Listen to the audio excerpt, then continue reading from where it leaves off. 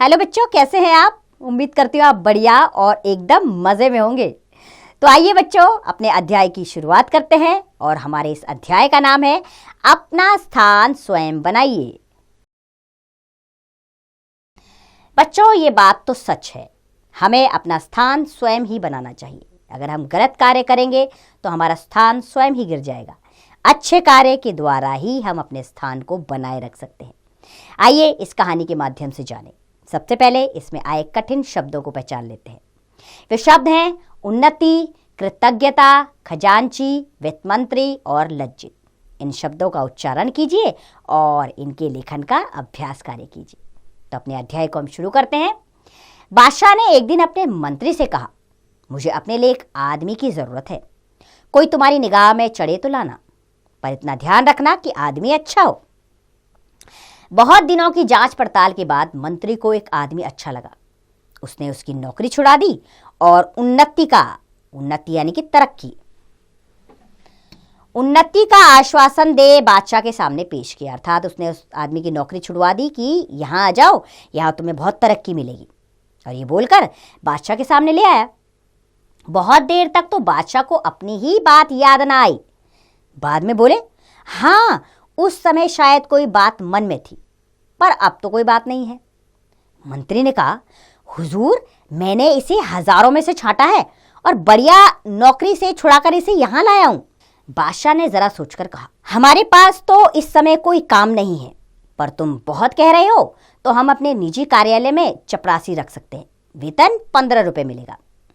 मंत्री को बुरा लगा, पर उस युवक ने कहा, मेरे लिए सबसे बड़ा वेतन यह है कि मुझे अपने बादशाह की सेवा करने का मौका मिलेगा। ऐसा कहकर वह तैयार हो गया।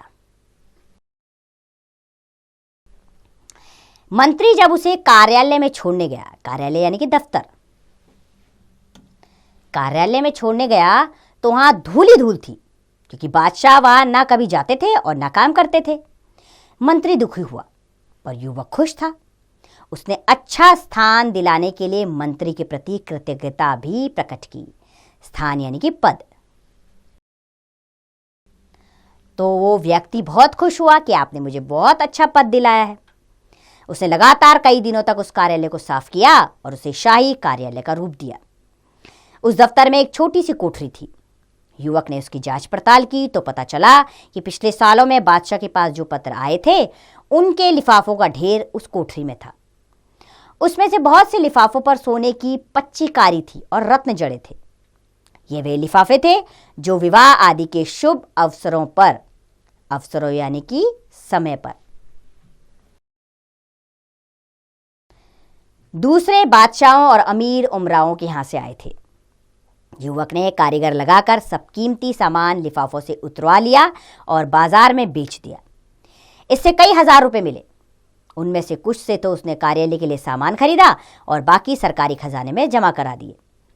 जहां वह सामान बिका उसकी भी रसीद ली और जहां से यह सामान खरीदा गया उसकी भी। राजा का निजी कार्यालय सचमुच शाही कार्यालय हो गया।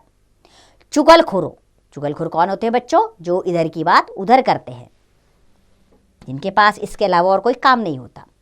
तो चुगलखोरों ने बादशाह से उसकी शिकायत की कि वह रुपया लुटा रहा है।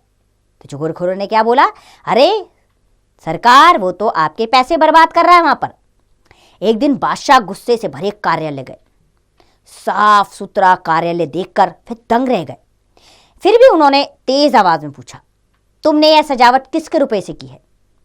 कार्यालय के रुपए से हुजूर, कहकर उसने रद्दी की कहानी सुनाई और खजांची से गवाही दिलाई कि कार्यालय का सामान खरीदने के बाद बचा हुआ रुपया खजाने में जमा किया गया है। बादशाह उस युवक पर रीझ गए और उसे उन्होंने अपने राज्य का वित्त मंत्री बना दिया। दूसरे मंत्री इससे परेशान हुए, क्योंकि ना वह बेईमानी करता था, अर्थात बेईमानी यानी कि वो ईमानदार व्यक्ति था, कोई गलत कार्य नहीं करता था, और ना करने देता था। दूसरे मंत्री दुखी हो गए, क्योंकि ना वो बेईमानी करता था ना करने देता था। जो भी मंत्री बादशाह के पास जाता, किसी ना किसी बहाने उस युवक की शिकायत करता, जिससे कि वह बादशाह की नजरों में गिर जाए।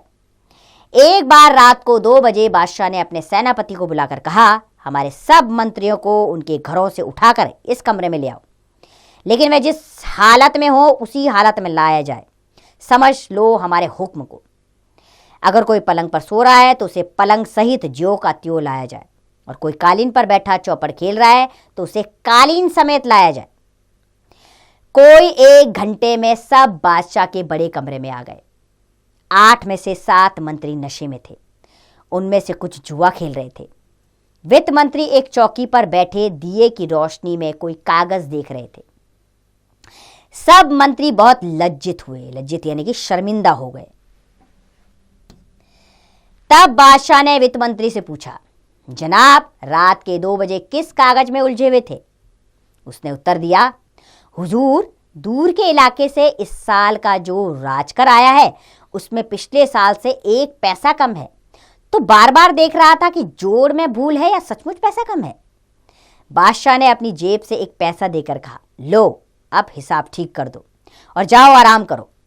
वित्त मंत्री ने नम्रता के साथ कहा, अर्थात उसने बड़ी विनम्रता से बोला, हाथ जोड़कर, कि पैसा वापस करते हुए कहा, हुजूर पैसा तो मैं भी डाल सकता था, पर यदि पैसा कम है और उसके लिए पूछताछ ना हुई तो इससे अफसरों में ढील और बेईमानी पैदा होगी।